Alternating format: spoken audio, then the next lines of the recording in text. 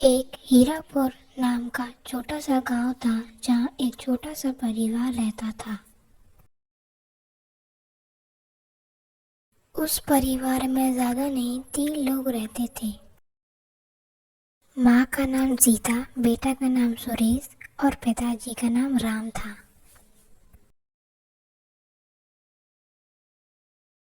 एक दिन वो लोग बैठ के सोच रहे थे कि सुरेश की शादी हो जाए, क्योंकि अब वो भी बूढ़े हो गए थे और घर काम कर नहीं पाते थे। सुरेश अच्छा कमाता था क्योंकि उसकी एक जॉब भी लगी थी। वही कमा के घर चलाता था।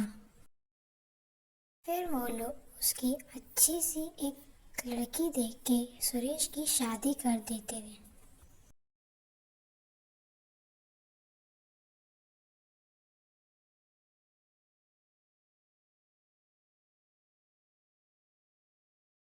बड़े ही धूमधाम से शादी होती उसकी।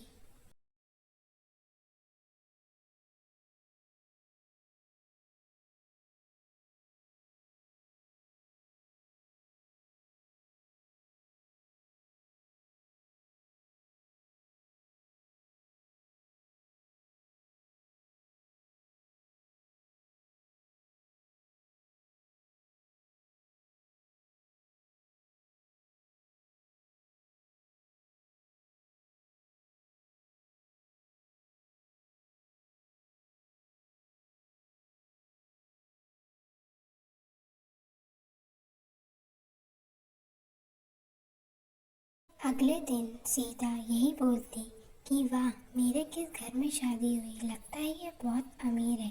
कमरा तो देख के लगता है कि बहुत अमीर है। पर उसे पता नहीं था कि वो कैसे लोग हैं।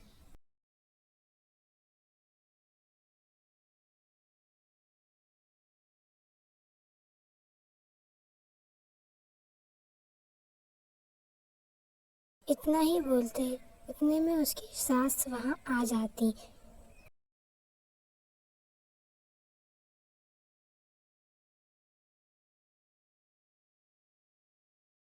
सास आकर बोलती कि हमारे यहाँ बहुएं ऐसी बैठी नहीं रहती, क्योंकि उन्हें कुछ ना कुछ काम ही करना पड़ता है। हमारे परिवार में क्या असर पड़ेगा अगर तुम ऐसी बैठी रहोगी। बहू बिना कुछ बोले शांति से अपने किचन की ओर चली गई। वो किचन में पहुंचती और यही बोलती, बताओ, अब 2 मिनट भी ना बैठूं? इतना तो जुल्म नहीं होना चाहिए मेरे पे। अभी तो मेरा शुरू शुरुआत है, पता नहीं आगे चल के क्या क्या होगा।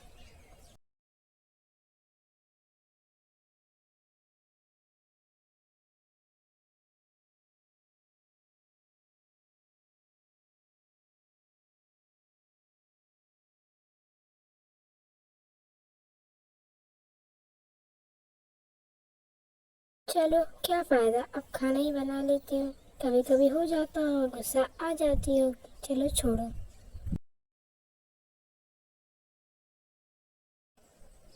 फिर उसके घर में कुछ रिश्तेदार आते हैं और वो बोलते हैं, अरे बहन जी, आपकी बहू कैसी है, सब ठीक है ना?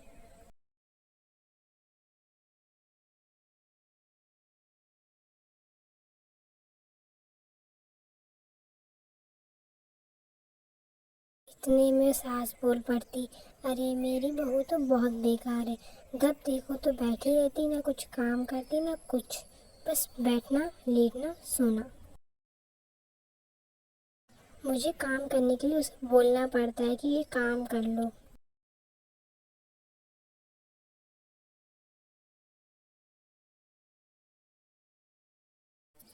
बहू अंदर ही अंदर सब सुन रही थी, क्योंकि हॉल और उसका कमरा पास ही पास में था। फिर बहू बोलती, इतना ही बुराई करनी है तो मुझसे शादी ही क्यों करवाई थी? एक तो काम भी करती हूँ और ऊपर से मेरी बुराई। और हाँ, मैं इतना आराम भी नहीं करती हूँ। करती हूँ तो मुझे हाल उठा लेती हैं। वो इस बात के लिए सुरेश से उस चीज़ के लिए बात करती कि माँ जी मेरे बारे में रिश्तेदारों से बुरी बुरी बातें बोलती हैं कि मैं काम नहीं करती हूँ, दिन भर मैं काम करती हूँ।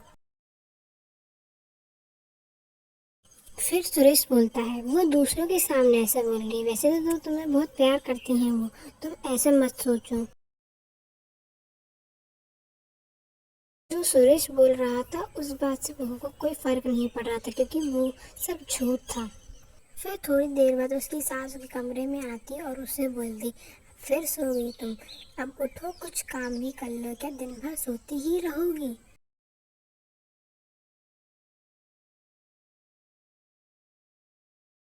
फिर उठ के वो बोलती, मेरी थोड़ी तबीयत सही नहीं थी, इसीलिए मैं लेट गई थी, दिन भर काम कर रही थी, इस चक्कर में लेटी थी, वैसे नहीं लेटी थी मैं।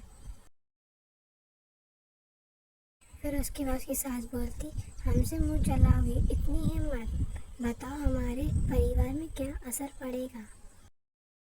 कुछ दिन तक ऐसे ही चलता रहा और एक दिन सुरेश की माँ और सुरेश की पत्नी हॉल में खड़े हुए और बैठे हुए थे। फिर अचानक से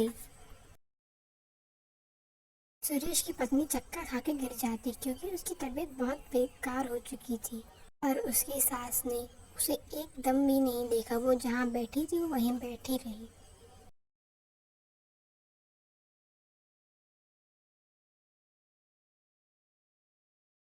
फिर जब उसे हॉस्पिटल लेके जाते और उसकी सास उसे प्यार से उठाती, उठो उठो बहू, मेरी बहू, उठ जाओ।